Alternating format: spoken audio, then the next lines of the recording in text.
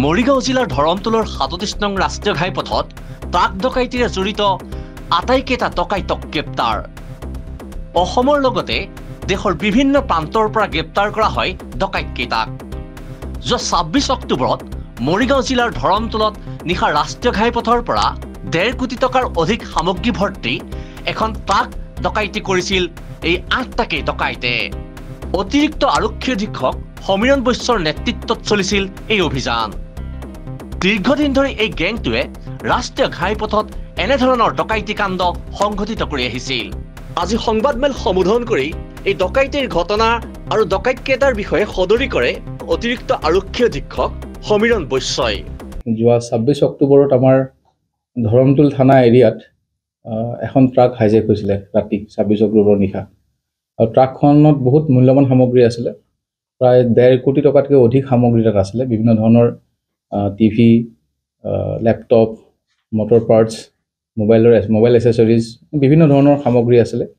Bajrang logistic যি transport company আছিলে তেওঁলোকৰ।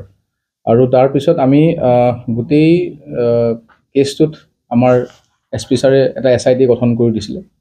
আৰু সেই SITটোৱে তাৰ পিছৰ পৰা এই ইনভেষ্টিগেশ্যন আৰম্ভ কৰিলে।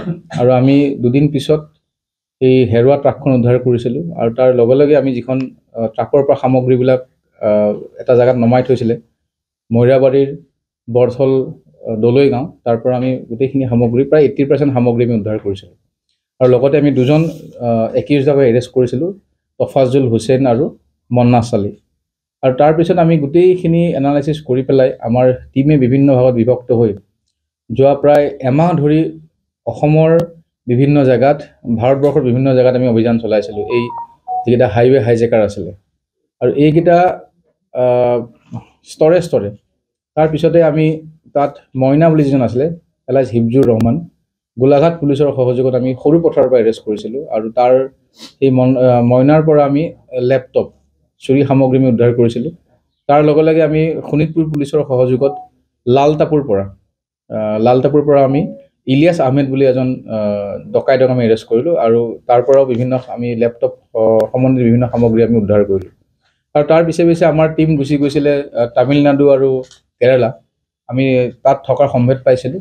আৰু আমি গোটেইখিনি এনালাইচিছ কৰি পেলাই যেতিয়া পালোঁ, আৰু আমাৰ টীম কেৰালালৈ গুচি গৈছিলে। আৰু কেৰালাত তাত ইমান আলী, যিজন অন্যতম অভিযুক্ত, ইমান আলীক কেৰালাত মানে তেওঁক গ্ৰেপ্তাৰ কৰিলে কেৰালা পুলিচৰ সহযোগত। আৰু তাত দুজন আছিলে আনাৰুল আৰু নজমুল, দুয়োটা ককাই ভাই।